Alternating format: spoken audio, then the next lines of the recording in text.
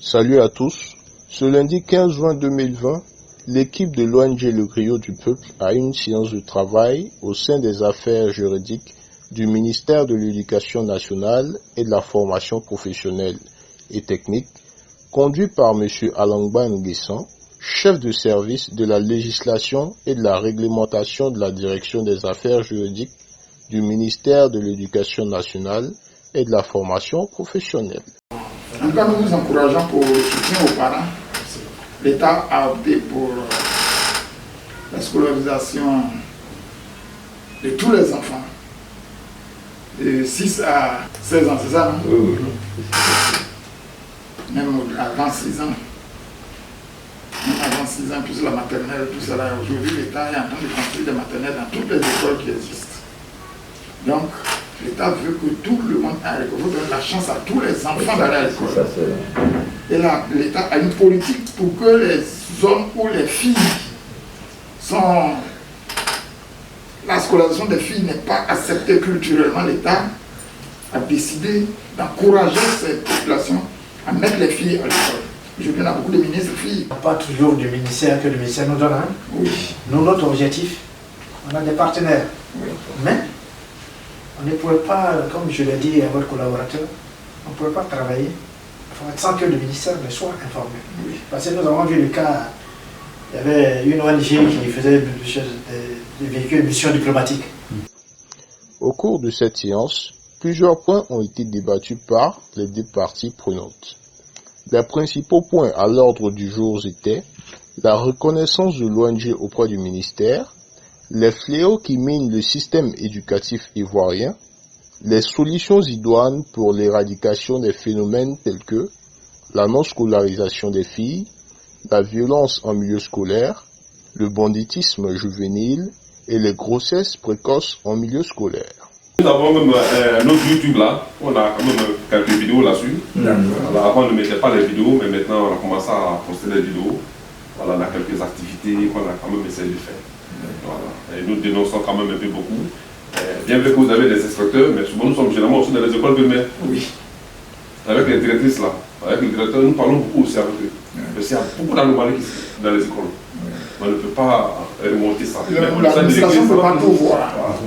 Parce que s'ils savent qu'on arrive, ils vont s'apprêter pour nous recevoir. Mais nous, on ne saura pas que... C'est ça, quand vous avez dans l'établissement, on attend le groupe du peuple. On se la mort. C'est tout ça, des dénonces. Vous existez depuis combien de temps? Depuis 2018, hein. En 2018, on a décidé de mettre ça en... Sinon, avant on les essais, mais c'était pas avec l'agrément. De façon informelle. Informelle. Nous avons le récépissé, nous avons l'agrément, nous avons le journal officiel. Donc aujourd'hui, si vous recherchez le ONG Le Griot du Peuple, vous appelez la sûreté, et ça va là taper le président, et ça va là taper les éléments. Quand vous voulez faire ce genre de choses, il y a beaucoup de... Les actes que nous posons dans la vie peuvent nous rattraper. Oui. C'est pourquoi il faut avoir un conseiller juridique. On ne dit pas que les juristes savent tout, mais il y a beaucoup de choses qu'ils appréhendent quand même. Donc c'est très important d'avoir des juristes en votre sein, un au moins, et pour vous conseiller. Pour créer une association, c'est sur la base de telle loi, et la loi dit que après avoir déposé les papiers, il faut attendre d'avoir l'accord ou l'agrément, et puis il faut aller aux choses. Tout ça là, c'est bien de... Je vous félicite, vous avez franchi toutes ces étapes. D'autres n'ont pas encore franchi. Partout, les gens entendent parler. Ne nous diront pas. J'ai pensé à ça. Mais c'est le Griot travail au point de vue construction de bâtiments et puis que sais-je encore.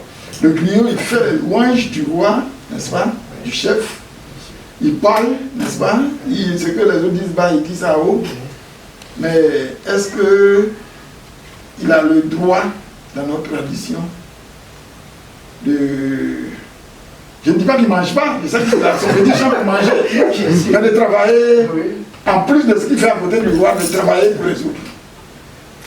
En plus de dénoncer, de faire les éloges, de parler, d'être à la cour, est-ce qu'il a le droit de construire des écoles, de soutenir des gens? Parce que c'est pas que non aille en contradiction avec vos activités. Avec l'autorisation. Avec l'autorisation du chef. Il peut le faire. Seulement avec l'autorisation du chef. C'est pourquoi nous accompagnons l'État. Avec l'autorisation de l'État, nous faisons beaucoup de choses.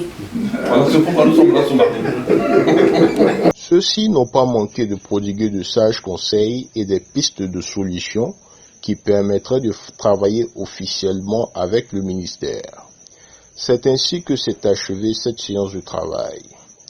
L'ONG, quant à elle, tient encore une fois à remercier le sous-directeur des affaires juridiques du ministère de l'Éducation nationale et de la formation professionnelle et technique et ses collaborateurs pour avoir permis cette rencontre, faite à Abidjan le 15 juin 2020.